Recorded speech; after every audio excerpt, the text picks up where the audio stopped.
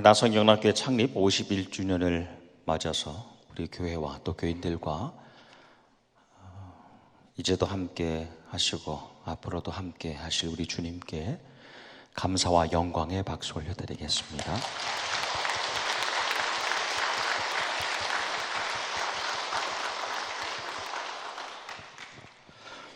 앞에서 곁에서 안에서라는 제하의 말씀 함께 나눕니다.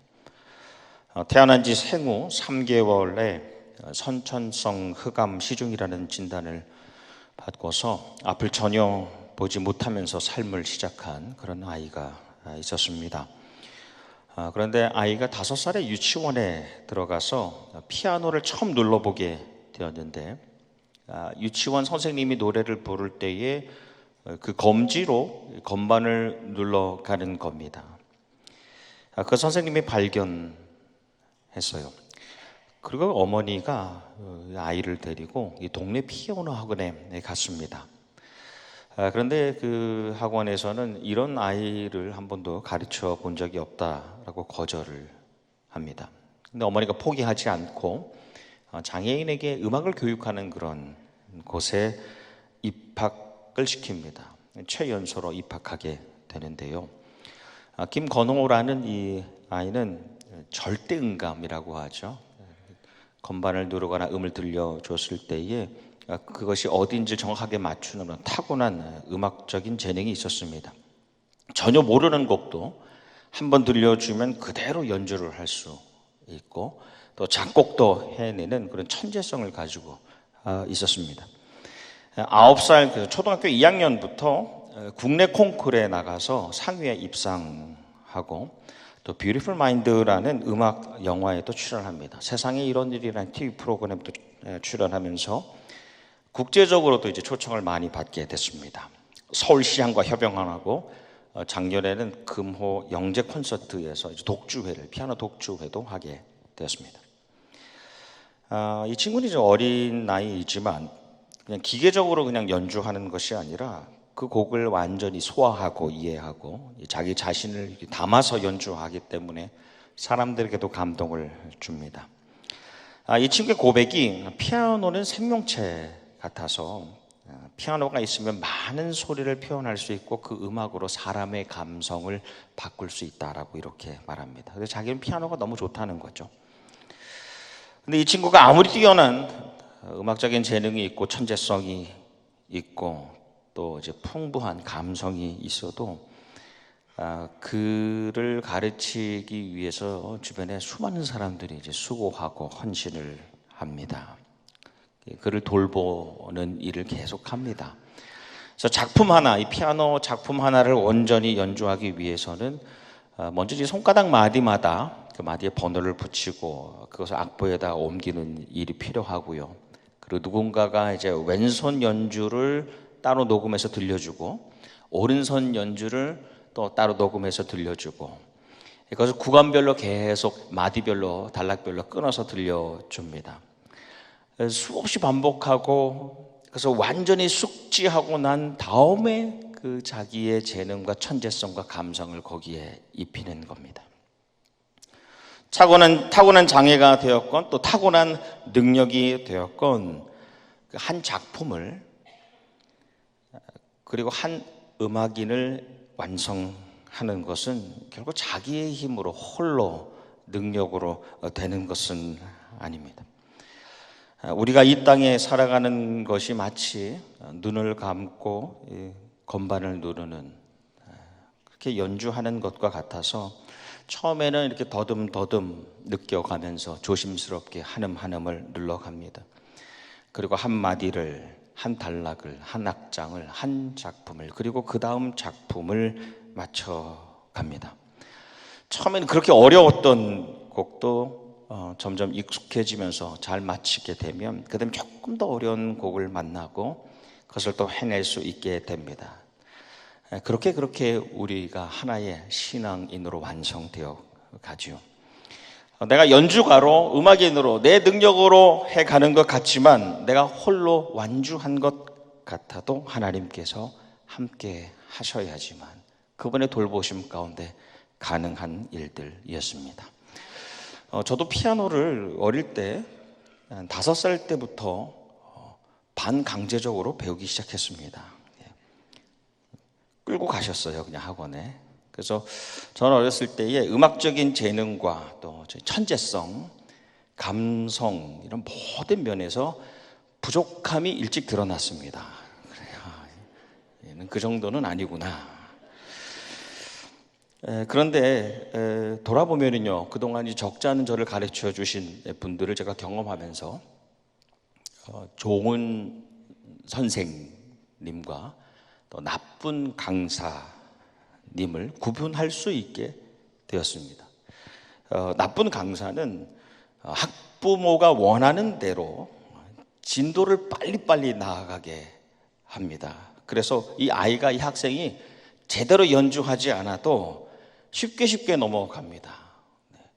바이엘 끝내고 체르니 끝내고 소나티네 소나타 다 그렇게 아시는 분은 아시겠습니다만 빨리빨리. 그래서 부모를 기쁘게 합니다. 근데 좋은 선생님은 본인이 곡을 연주를 하고 들려주죠. 이런 느낌의 곡이라는 것을 알려줍니다. 그리고 다시 돌아와서 한음, 한마디, 또 한 줄, 한 단락과 한 악장을 제대로 누르는지 확인하고 계속하여 반복하게 하죠. 근데 저는 5번 가서 연습하라고 오라고 하면 3번만 치고 와서 다 했다고 하고 그런 적도 있었어요. 근데 선생님은 대번에 알죠. 얼마큼 연습했는지, 얼마큼 성장하고 있는지를 압니다. 계속 반복시켜서 한 작품을 충분히 이해하게 하고 그 작품을 만끽하게 합니다. 우리 인생을 향해서 앞서서 갈 길을 보여주시고 또 곁에서 우리의 걸음을 고쳐주시고 또 끝까지 옆에 앉으셔서 함께 하셔서 완주하게, 완곡하게 하시는 분이 바로 우리 하나님이시죠. 우리가 내 능력 믿고 앞서가지 않게 하십니다. 또 내가 때로는 홀로 가지 않게 하십니다. 멀리 있는 것 같지만 듣고 계시고 함께 가게 하시는 분. 우리의 마지막 날까지 우리가 겸손하게 그분과 동행하기를 주님의 이름으로 축복합니다. 하나님의 백성은 세상의 백성과 다른 길을 걸어갑니다. 유월절 어린 양의 피로 노예되었던 애굽으로부터 해방되어서 즉 예수님의 보혈로 죄악의 매인 자리로부터 구원받아서 우리는 하나님의 백성으로, 하나님의 사람으로 새로운 정체성을 가지고 걸어갑니다. 근데 우리는 광야라는 시공간을 지나지 않습니까? 가나안 땅에 이르기 전에 이 광야라는 시간과 공간을 지나게 하십니다. 낮에는 뜨거운 더위와 밤에는 살에는 추위가, 무엇보다도 그 광야에는 길이라는 표지가 없고 기준이 없는 그런 막막한 시간과 공간을 걸어갑니다. 근데 하나님께서는 우리에게 구름 기둥과 불 기둥을 허락하여 주시죠. 하나님의 기둥이 항상 앞서 또는 곁에 그렇게 동행하십니다. 이스라엘 백성들이요, 이 애굽을 나오면서 애굽과 광야의 경계라고 할 수 있는 숲곳이라는 곳을 떠나서 처음으로 에담이라는 곳에 장막을 칠 때, 즉 구원받아서 새로운 길을 시작하자마자 바로 하나님께서 하나님의 기둥을 보내주십니다. 기둥을 보내주시고 난 다음에 가장 먼저 일어났던 일이 애굽의 바로가 군대를 이끌고 모든 병거, 특수부대를 이끌고 추격합니다. 그런데 군사들이 바짝 이 뒤에서 쫓아서 올 때에 백성들이 모세를 향해서 이렇게 반응하죠. 아니 애굽에 묘자리가 없어서 우리를 이 광야에 모조리 끌고 나와 죽이려는 것이냐. 광야에서 죽는 것보다 애굽 사람을 섬기는 것이 더 나으니까 좀 내버려 두라고 말하지 않았느냐라고 말합니다. 그러니까 이 백성들이 애굽에서 출애굽하기 전에 이미 백성들의 많은 이들이 모세를 향해서 우리 그냥 내버려 둬라. 우리 애굽 떠나고 싶지 않다. 차라리 여기에서 고깃가마 옆에서 먹고 싶은 거 먹으며 애굽 사람을 섬길 것이라고 우리가 거기 있을 때 말하지 않았느냐라고 한 겁니다. 그들은 여전히 노예 근성을, 식민지의 근성을 가지고 그것이 깊이 찌들어 있는 겁니다. 아이들의 사생활이라는 책도 영상도 있는데 거기에 보면 한 실험을 합니다. 한 사람이 방 한가운데 인형을 두고 그 인형을 각각 다르게 대합니다. 그 인형을 대하는 것을 다른 아이들 각각 세 그룹으로 나눠서 보게 하는데요. 첫 번째는 인형을 때리는 장면을 한 그룹의 아이들한테 보여줍니다. 그러니까 아이들은 어떻게 할까요? 그 방에 들어와서 똑같이 인형을 때립니다. 그 인형을 꼭 안아주는 장면을 본 그룹의 아이들은 그 방에 들어오자마자 인형을 안아줍니다. 그 한 사람이 인형을 본 채 만 채 무관심하니까 아이들이 들어와서도 인형을 건드리지도 않습니다. 관심 자체가 없습니다. 사람은 자기보다 강해 보이는 사람, 나보다 더 힘이 있어 보이는 사람, 지배자들의 그 방식에 익숙해지면요, 이 피지배자들 역시 그들을 똑같이 따라합니다. 그것은 모방이라고 하지요. 그렇게 그대로 따라가는 것이 우리에게 훨씬 더 안정적이고 그것이 안전하다고 생각합니다. 그래서 거기를 벗어나질 못합니다. 애굽에 오랫동안 살았던 이스라엘 백성들은 육체적으로 물리적으로 그 애굽을 나왔습니다. 탈출했지만 영적으로는 아직 출애굽하지 못한 상태입니다. 그 심령이 나보다 강하다고 생각되는 애굽 사람들, 그들의 방식에 매여 있는 겁니다. 근데 보면은 가나안에 들어가기까지 거기에 매여 있습니다. 결국 애굽의 그 영적인 상태가 매여 있는 그 식민지 노예 근성을 버리지 못한 사람들은 가나안에 들어가지 못하죠. 육체적으로 물리적으로 분리된 것이 중요한 것이 아니라 영적으로 옛 방식으로부터 매이지 않는 것이 더 중요한 것입니다. 그러니까 이 백성들이 여전히 거의 매여 있기 때문에, 아니 우리 광야로 끌고 와서 죽이려고 하느냐, 우리가 살던 방식 그대로 두시오라고 불평과 불만을 계속합니다. 믿음과 순종이 아닌 불평과 불만을 계속합니다. 그때 모세가 선포합니다. 너희는 두려워하지 말고 가만히 서서 여호와께서 오늘 너희를 위하여 행하시는 구원을 보라. 너희가 오늘 본 애굽 사람은 영원히 다시 보지 아니하리라. 여호와께서 너희를 위하여 싸우시리니 너희는 가만히 있을지어다. 모세가 그 선포를 하자마자 어떤 일이 벌어지느냐, 구름 기둥이 움직입니다.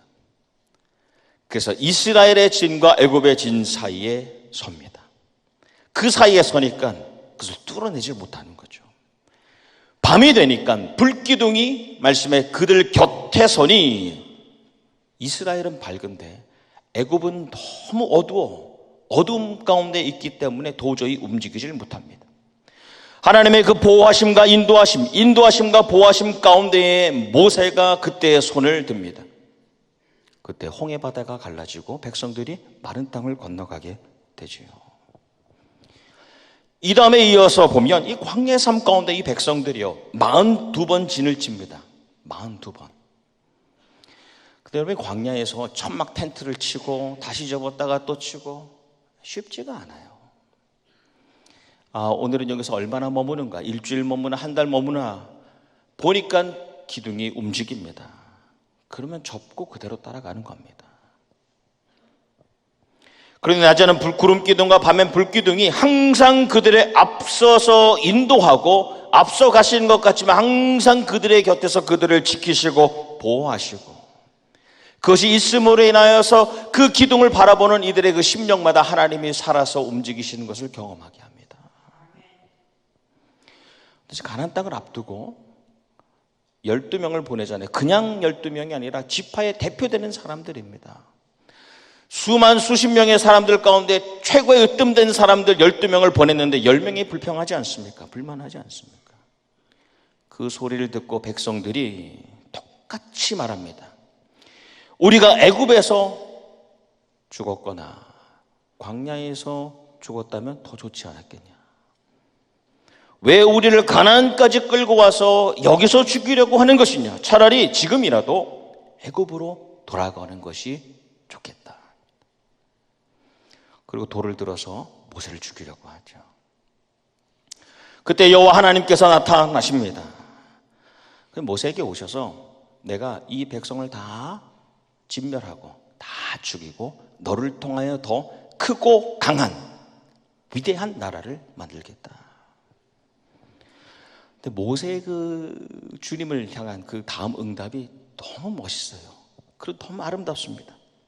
주님, 이 땅의 사람들, 이 땅의 다른 거민들, 모든 민족들이요, 이미 주님께서 이 백성 곁에 계시다는 것, 주님이 이 백성 곁에 함께 계시다는 것을 이미 다른 사람들 다 압니다. 그리고 함께 얼굴과 얼굴을 마주하셨다는 것, 그리고 낮에는 구름 기둥으로 밤에는 불 기둥으로 앞서 가신다는 것을 다른 사람도, 이방 민족들도 다 들어서 알고 있어요 라고 중보합니다. 하나님께서 이 백성을 얼마나 사랑하시는지 다 알고 있습니다. 앞서서 인도하심과 곁에서 보호하심과 그 심령 깊은 곳에 동행하심을 다시 구할 때 하나님께서 그 백성을 용서하시잖아요. 하나님께서 이렇게 우리와 함께 하시는 줄 믿습니다. 우리 나성영락교회를 바라보시면서 항상 우리와 함께 하길 원하시는 분, 우리를 인도하시고 때로는 우리를 보호하시는 분이심을 우리만 알고 있는 것이 아니라 우리 나성영락교회를 바라보는 모든 만백성들이 다 알고 경험한 바인 줄 믿습니다. 모세가 기록하였고 다윗이 편찬한 것으로 전승되는 시편의 시가 91편입니다. 사실 저자가 드러나 있지 않지만 유대 기록에 보면 이것은 모세가 썼고 다윗이 그것을 엮었다라고 생각합니다. 메시지 성경으로 읽어드리면 이렇습니다. 가장 높으신 하나님 앞에 앉아서 전능하신 하나님의 그늘 아래에서 밤을 보내는 그대는 하나님, 주님은 나의 피난처이십니다.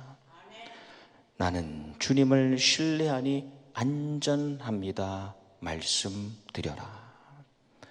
그분 팔 아래서 그대는 완벽히 안전하다.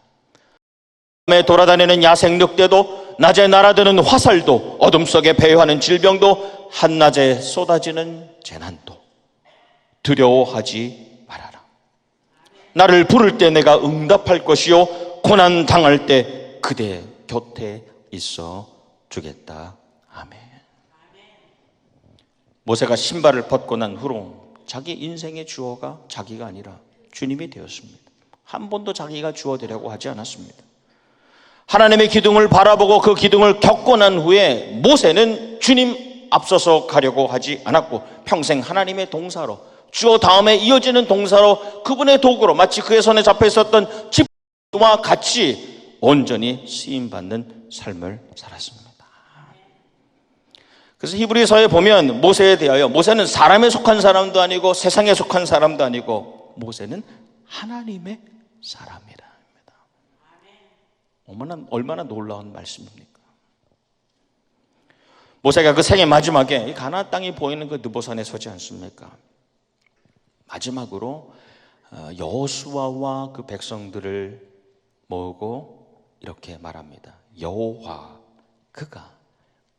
그분이 내 앞에서 가시며 너와 함께 하사 너를 떠나지 아니하시며 버리지 아니하시리니 너는 두려워하지 말라. 놀라지 말라. 모세는 그의 40년 광야 생활, 그와 또 그들과 함께 했던 그 기둥이 가나안 땅에 들어가면 없어질 것을 알았습니다. 비록 눈에 보이진 않지만 그 기둥이 사라진다 하여도 여전히 하나님께서는 그대들과 함께 동행하고 계심을 기억하십시오. 그리고 실제로 이 백성들의 시야와 그들의 여정에서 그 기둥이 사라지는 것이죠. 하지만 하나님께서는 변함없이 그들의 앞서서 인도하시, 절대 곁을 떠나지 않고 지켜주시고 항상 당신들의 심령 그 깊은 곳에 함께 하셔서 동행하실 것이다. 이 고백이 우리의 고백이 되기를 원합니다. 한국 전쟁 당시에 3살이었는데 피난을 가다가 북한 인민군이 포격을 하면서 그 포격이 있을 때 그 섬광으로 앞을 보지 못하게 된 그런 소녀가 있습니다. 한 아기이죠. 근데 이 아이의 아버지가 집단 자살을 하려고 가족을 달려가는 트럭 모아놓고 달려가는 트럭 앞에 모아놨는데 실패했습니다. 그리고 이 아버지가 두 자매를 강에 던졌습니다. 그 강물에 던졌는데 여동생은 떠내려가고 이 아이만 구조됐습니다.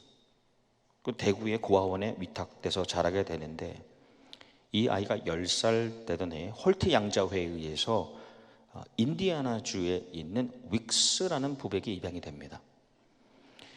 10살 때 입양이 되었는데 12살 때 빌리 그레함 목사님 집회에서 하나님을 처음 만나게 됩니다. 그리고 16살에 밥 피어스 목사님을 만나게 되면서 그 설교를 들으면서 내가 하나님을 위해서 일해야 되겠다라고 16살에 헌신 결단합니다. 그 음악에 뛰어난 재능이 있었어요. 그래서 앞을 보지 못하지만 여러분이 앞을 보지 못하는 가운데 음악을 한다는 것은 대단히 어려운 일입니다. 근데 하나님께서 주신 그 재능으로 하나님의 인도하심 가운데 인디애나 음대에 들어갑니다. 지금도 참 들어가기 어려운 명문이죠. 거기서 대학원을 마치고 거기서 박사학위를 받고 오스트리아 비엔나에서 유학을 하고 돌아옵니다. 그리고 빌리 그레함 목사님 전도단의 찬양 사역자가 됩니다. 근데 이 여인이 자기를 오래전에 어렸을 때 죽이려고 했던 아버지가 자기를 죽기 전에 찾는다는 것을 알고 한국에 돌아가서 아버지와 상봉합니다. 킴 윅스라는 찬양 사역자, 전 세계를 다니면서 찬양 사역을 감당했는데 그분이 남긴 유명한 간증이 있죠. 저는 처음 앞을 보지 못하게 되었을 때 어떻게 살지 암담했지만 하나님께서 다음 걸음을 떼어놓을 자리를 알려주셨습니다. 우리는 10년 후를 20년 후를 알지 못하지만 오늘 할 것을 보여주시는 주님께 믿음으로 순종하면 내일을 인도하셔서 우리를 약속하고 계획하신 그곳으로 이르게 하십니다. 여호수아가 그리고 애굽에게 마음이 고착되어 있지 않는 다음 세대가 가나안 땅에 들어갑니다. 그리고 실제로 광야에서의 기둥이 사라지죠. 근데 눈에 보이진 않지만 때마다 시마다 주시는 하나님의 말씀을 따라갑니다. 그렇게 새 땅을 행진해 갑니다. 우리 하나님의 백성은 말씀을 믿음으로 순종하며 나아갈 때 어떤 대적과의 전쟁과도 승리할 수 있습니다. 머무는 자리에서 세상이 주지 못하는 평안을 누릴 수 있습니다. 우리가 절대로 교만하지 않아서 하나님을 앞서지도 않고 때로는 우리가 절대로 태만하지 않아서 게을르지 않아서 하나님께 뒤처지지 않기를 소망합니다. 오늘도 우리를 인도하시고 보호하시고 동행하시는 하나님과 함께하는 그런 교회, 그 안에 가정과 인생 되시기를 주님의 이름으로 축복합니다. 오늘 창립 51주년을 맞고 새로운 호흡을 시작하는 이 교회, 그리고 온 교인들을 축복합니다. 조급하지도 게으르지도 않는 신실한 걸음으로 계속되는 연주로 한마디 한마디 한 작품 다음 작품을 완성하여서 하나님께 더 큰 영광 돌리는 교회, 그리고 그 안에 완숙한 신앙인으로 서시기를 주님의 이름으로 축원합니다. 이 안에 성부 하나님의 보호와 성자 예수님의 인도와 보혜사 성령님의 능력이 함께 하시기를 축원합니다. 기도하겠습니다. 주님, 지난 51년의 여정 동안 하나님의 백성된 나성영락의 모든 권속들을 앞서서 인도하시고 곁에서 보호하시며 그 심령 깊은 곳에 동행하여 주시니 감사합니다. 구름과 불기 등으로 또 하나님의 말씀으로 함께 하신 하나님의 놀라우신 손길과 그 능력이 우리를 결코 떠나지 않게 하여 주시고, 우리 나성영락교회와 속한 가정을 바라보는 이들마다 얼마나 하나님이 우리를 사랑하시는지, 그들을 사랑하시는지 만 백성이 고백하는 역사가 있게 하여 주시옵소서. 예수님 이름 받들어 기도하옵나이다. 아멘.